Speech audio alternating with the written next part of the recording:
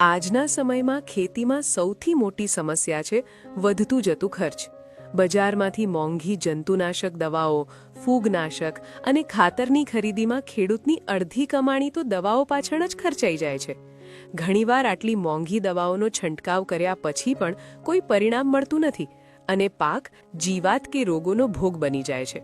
પરંતુ ખેડૂત ભાઈઓ, શું તમે જાણો છો કે તમારા ઘરના પૂજાઘરમાં રાખેલો એક નાનો સફેદ કપૂર ખેતીમાં કેટલો મોટો ચમત્કાર કરી શકે છે? જી હા, એ જ કપૂર જેનો આપણે પૂજાપાઠમાં ઉપયોગ કરીએ છીએ એ આપણા પાક માટે સંજીવની બૂટીથી ઓછો નથી. આજના આ આખા વિડીયોમાં આશીર્વાદ એગ્રો ચેનલ તમને કપૂરનું A to Z સંપૂર્ણ વિજ્ઞાન સમજાવશે.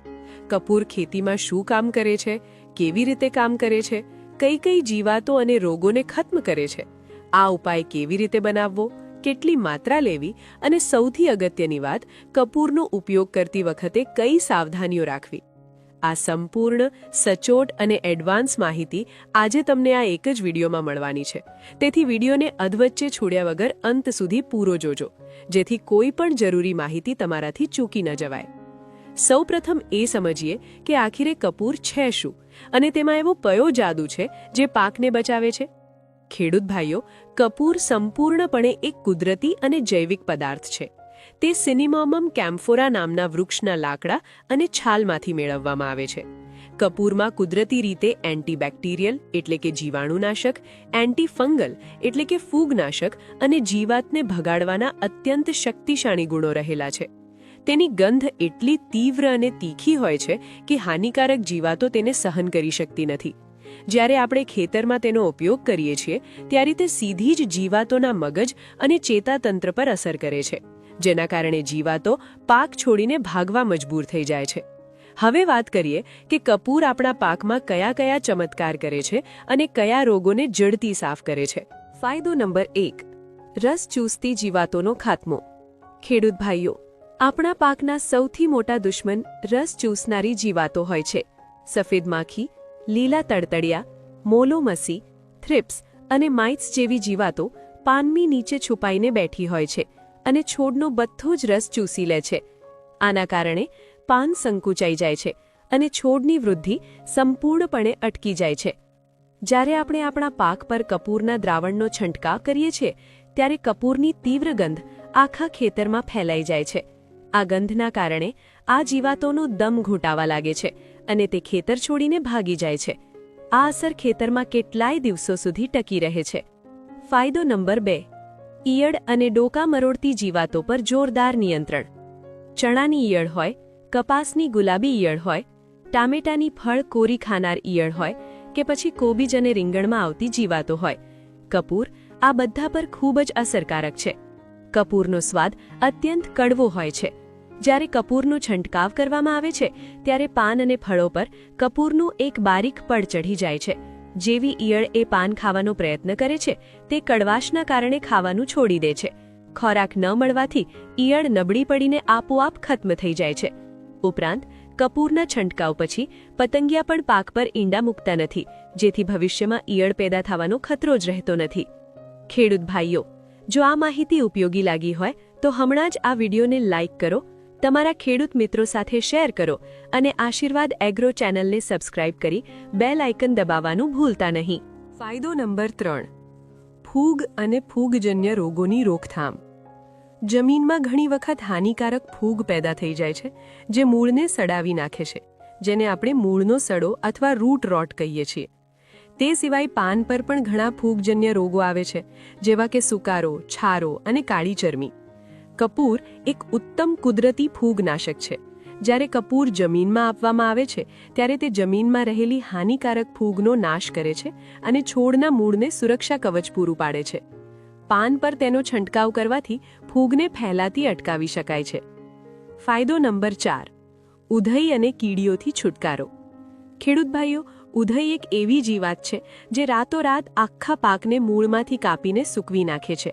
જો તમારા ખેતરમાં ઉધઈનો ભારે ઉપદ્રવ હોય તો કપૂરથી સસ્તો અને અસરકારક બીજો કોઈ ઉપાય નથી.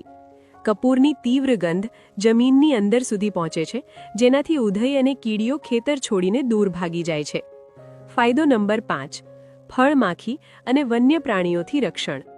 શાકભાજી અને ફળોની ખેતી કરનારા ખેડૂત ભાઈઓ ફળમાખીથી ખૂબ પરેશાન રહે છે.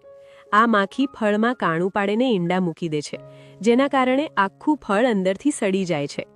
આ ઉપરાંત ઘણા વિસ્તારોમાં ભૂંડ, નીલગાય, રખડતા ઢોર અને ઉંદર પણ પાકને મોટું નુકસાન પહોંચાડે છે. આવા સમયે જો ખેતરની ચારે બાજુ અથવા ખેતરની વચ્ચે વચ્ચે કપૂરની નાની નાની પોટલીઓ બનાવીને લટકાવી દેવામાં આવે તો પવનની સાથે કપૂરની ગંધ આખા ખેતરમાં ફેલાતી રહે છે. આ તીખી ગંધના કારણે ફળમાખી ખેતરમાં આવતી નથી અને નીલગાય કે ભૂંડ જેવા પ્રાણીઓ પણ ખેતરથી દૂર ભાગે છે. કપૂરનો ઉપયોગ કરવાની 3 રીતો. પ્રથમ રીત, સાદા પાણી સાથે. 15 લીટરના સ્પ્રે પંપ માટે 10 થી 15 ગ્રામ શુદ્ધ કપૂર લો. તેને ઝીણો વાટીને પાવડર બનાવી લો. 1/2 થી 1 લીટર પાણી ગેસ પર સહેજ ગરમ કરો. ધ્યાન રાખજો, ઉકાળવાનું નથી, ફક્ત હૂંફાળું કરવાનું છે. આ હૂંફાળા પાણીમાં કપૂરનો પાવડર ઓગાળી લો. ત્યારબાદ આ મિશ્રણને 15 લીટરની ટાંકીમાં ગાળીને ઉમેરો અને બાકીની ટાંકી સાદા પાણીથી ભરી દો. બીજી રીત, કપૂર વત્તા લીમડાનું તેલ. જ્યારે ખેતરમાં જીવાત કે ઈયળોનો ભારે ઉપદ્રવ હોય ત્યારે આ રીત અપનાવો. 15 ગ્રામ કપૂરના પાવડરને 50 મિલી લીમડાના તેલમાં ઓગાળીને 10 મિનિટ રહેવા દો. ત્યારબાદ 15 લીટર પાણીમાં ઉમેરતી વખતે તેમાં 10 થી 15 મિલી સ્ટીકર અથવા શેમ્પૂ ઉમેરીને બરાબર ભેળવી દો. આ ઉપાય 15 થી 20 દિવસ સુધી અસરકારક રહે છે. ત્રીજી રીત, જમીન વાટે આપવું. ઉધઈ, નિમેટોડ અને મૂળના સડા માટે 1 એકર ખેતર માટે 100 થી 150 ગ્રામ કપૂર વાટીને સૂકી રેતીમાં ભેળવી દો અને આ રેતીને ખેતરમાં સમાન રીતે વેરીને તરત જ પિયત આપો. જો તમે જીવામૃત કે ખાટી છાશ વાપરતા હો તો તેમાં કપૂર ઉમેરીને આપવાથી પાકમાં ફૂટારો અને લીલાશ ખૂબ ઝડપથી આવે છે. સાવધાનીઓ. આ વાત જરા ધ્યાનથી સાંભળજો. પહેલી સાવધાની, માત્રાનો ખ્યાલ. ઘણા ખેડૂત ભાઈઓ એવા ભ્રમમાં હોય છે કે વધારે કપૂર નાખવાથી ઝડપી પરિણામ મળશે, પણ આવી ભૂલ ક્યારેય ન કરતા. જો તમે 15 લીટર પાણીમાં 15 ગ્રામથી વધુ કપૂર ઉમેરશો તો પાકના પાન દાજી શકે છે. બીજી સાવધાની, છંટકાવનો સાચો સમય. કપૂરનો છંટકાવ હંમેશા સાંજના સમયે જ કરો. બપોરના તડકામાં કે વધુ પડતી ગરમીમાં છંટકાવ કરવાથી કપૂર ઝડપથી બાષ્પીભવન થઈને ઉડી જાય છે. સાંજે છંટકાવ કરવાથી રાત્રિના ઝાકળ સાથે કપૂર ભળી જાય છે અને છોડ પર તેની પૂરેપૂરી અસર જોવા મળે છે. ત્રીજી સાવધાની, ફૂલ અવસ્થામાં સાવચેતી. જ્યારે પાકમાં ફૂલ ખીલ્યા હોય ત્યારે કપૂરનો છંટકાવ ટાળવો જોઈએ. કપૂરની તીવ્ર ગંધ મધમાખીઓ અને અન્ય મિત્ર જીવાતોને દૂર ભગાડે છે. જો મધમાખીઓ નહીં આવે તો પરાગનયન નહીં થાય અને ફૂલમાંથી ફળ બનવાની પ્રક્રિયા અટકી જશે. ફૂલ અવસ્થામાં કપૂરને માત્ર જમીન અથવા પિયત દ્વારા જ આપો. ઉપરથી છંટકાવ ન કરો. ખેડૂત ભાઈઓ, આ હતી ખેતીમાં કપૂરના ઉપયોગ અંગેની સંપૂર્ણ, સચોટ અને ભરોસાપાત્ર માહિતી.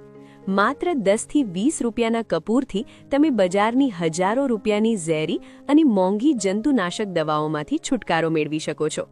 આ પદ્ધતિ તમારી ખેતીનો ખર્ચ ઘટાડશે, પાકને સ્વસ્થ રાખશે અને તમારી જમીનને પણ ઝેરમુક્ત બનાવશે.